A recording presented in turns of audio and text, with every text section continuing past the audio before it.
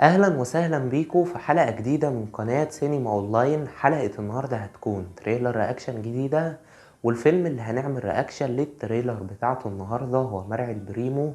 قبل بس ما نخش في الحلقة يا ريت تعملوا لايك وتشاركوا الحلقة في كل مكان، ولو انتوا لسه مشتركتوش في القناة انزلوا دلوقتي اشتركوا. يلا بينا نخش في الحلقة. انت بتكذب يا مرعي. ما احنا في رحله، خلينا فريش. فيلم مرعي البريمو بينتمي لنوعية الكوميديا، ومن بطولة محمد هنيدي وغادة عادل وعلاء مرسي ومحمد محمود والفنان الكبير لطفي لبيب ونجوم تانيين. والفيلم فكرة محمد هنيدي وتأليف إيهاب بليبل، واللي كان آخر أعماله فيلم البعبع، ومن إخراج المخرج الكبير سعيد حامد، واللي بيرجع مرة تانية للساحة بعد غياب أكتر من 10 سنين.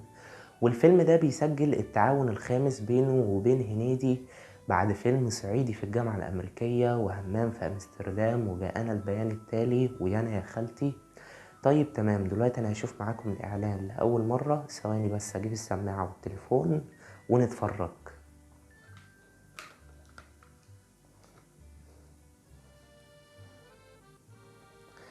ها جاهزين؟ 1 2 3.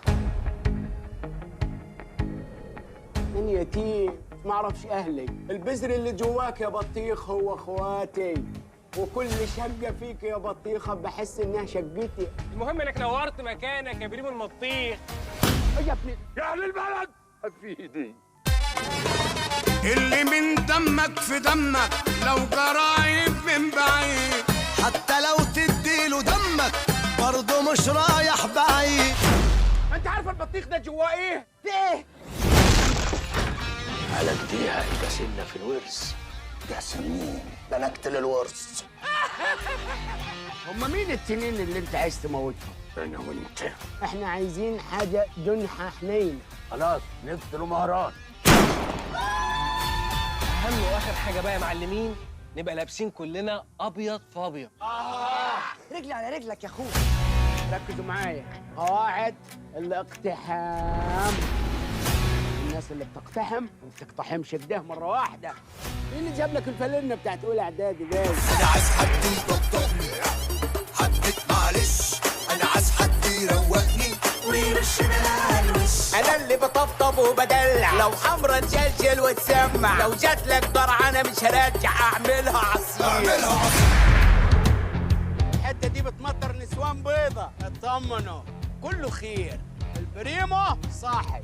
الا صحيح، هم سموها سهله حشيش. بيقول لك في الزمانات الارض دي كان ساكنها ناس بيسكروا ويتطوحوا.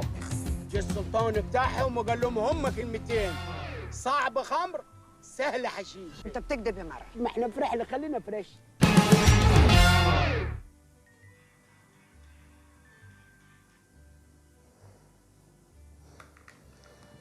ليه كده؟ أنا مش فاهم ليه، يعني خصوصا الإعلانات بتاعت الأفلام الكوميدية ليه على طول كده بتبقى إعلانات مش حلوة؟ بصراحة الإعلان وحش قوي، وهنا أنا بتكلم عن الإعلان بس. لا، الإعلان فقير جدا. أنا بصراحة كنت متوقع حاجة أقوى من كده.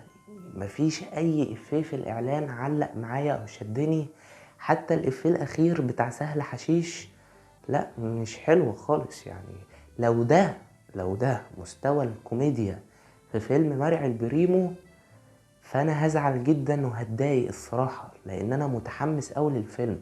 وبرغم ان الاعلان معجبنيش، الا ان برضو نسبة حماس العالية تجاه الفيلم لسه موجودة وما قلتش خالص. انما لو احنا هنتكلم عن الاعلان، لا الاعلان مش مبشر خالص. حتى فكرة الفيلم، الاعلان ما وضحلكش اي تفاصيل خالص عن القصة. انا ما فهمتش اي حاجة. انا فهمت بس ان محمد هنيدي تاجر بطيخ، وهيروح كده في مغامرة هو واللي معاه في مدينة ساحلية، ومش فاهم بقى في حاجة كده، وفي بطيخة تقريبا فيها حاجة مهمة مش عارف. بس يعني هنشوف لما ندخل الفيلم ايه اللي هيحصل. ممكن القصة تفاجئنا، وعادي جدا في افلام كوميدية الاعلان بتاعها ما بيبقاش حلو، ولما بندخل الفيلم بنتفاجئ. اتمنى ان فيلم مرعي البريمو يبقى كده، لان انا بصراحة كنت داخل الاعلان وبحماس كده بقى، وقلت انا هموت ضحك. بس لا، الاعلان في كده حاجات تخليك مبتسم مش اكتر من كده.